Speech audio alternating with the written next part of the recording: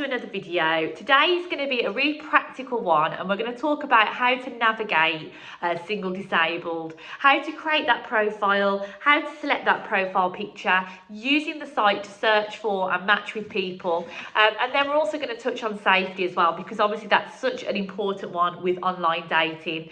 So we're going to start first of all with creating a profile.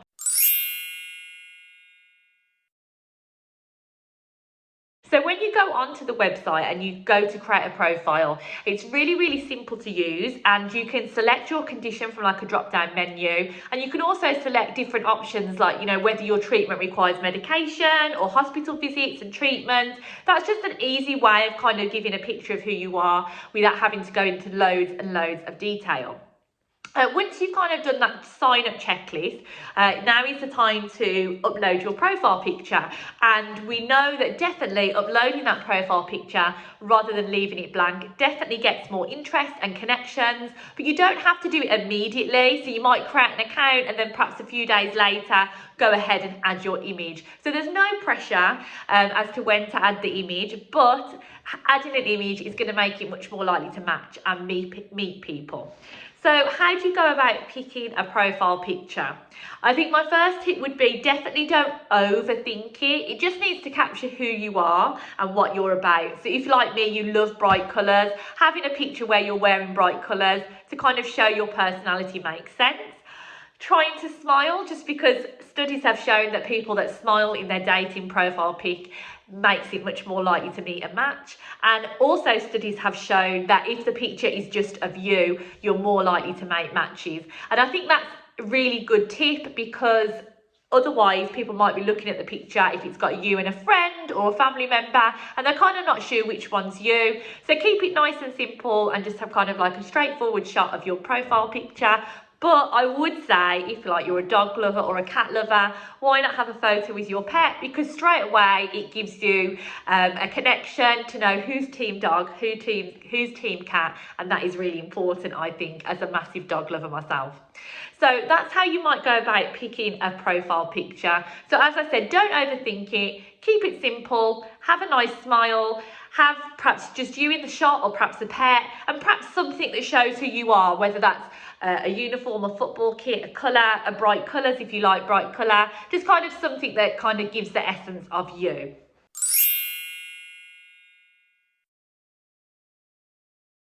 So once you've created that profile and you've selected that photo, there'll then be a bit of a space to kind of capture who you are. And that's really important because people will click on your photo and they'll be able to read your description in more detail. It's so important that you think really carefully about what you want to include in that and what you don't want to include in that. You don't have to give your life story, especially about your condition. We've talked about this in other videos about some people are super comfortable about talking about it up front, and other people prefer to be a little bit more guarded. So you might just mention the name of your condition that you have in your bio, or you might not even mention it and it's something that can come up in later conversation. Really try and in your bio kind of explain what makes you you, so perhaps your hobbies and interests, what you do for a job, what you enjoy doing, and perhaps how you even see your life going. Are you someone that really likes to travel? Are you somebody that wants marriage and children? And actually when you register, you, as well as clicking your condition, you can actually click things that interest you. And that'll be one way to match and search other users. So you can click things like, you know, if you're adventurous, for example, and enjoy travel, and that allows you to match up with people who have similar interests.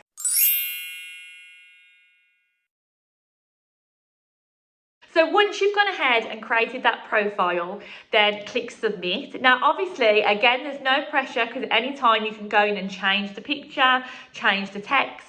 So it doesn't have to feel final, but sometimes just going ahead and clicking and actually putting yourself out there can feel like the most difficult part.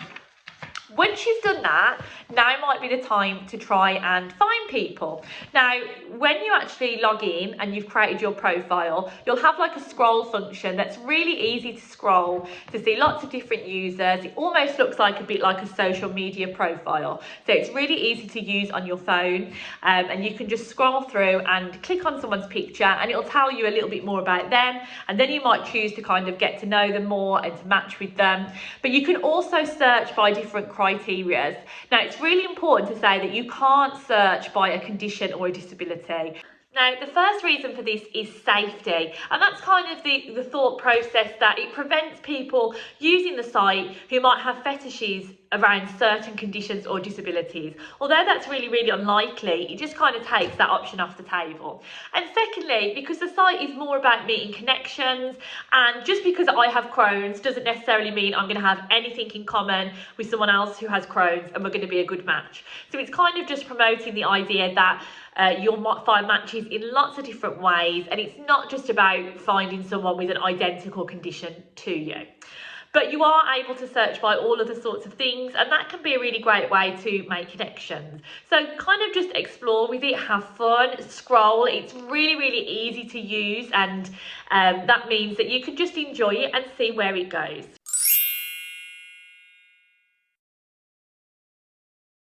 So the final thing we thought we'd just talk about is safety. Now, if you've made a decision to sign up for a dating site, you've done your profile picture, you've made your description, some people might have concerns about safety and their online information.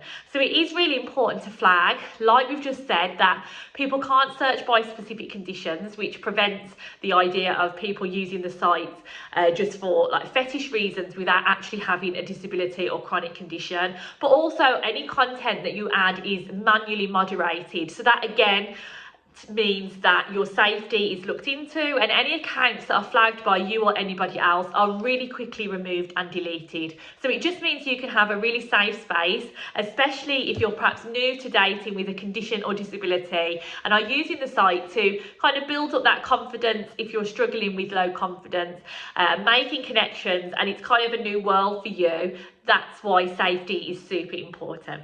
I hope this video has been useful, and just have fun and set your profile image, set your description, and just see where it goes. If you've got any questions, let us know, but otherwise I'll see you for another video.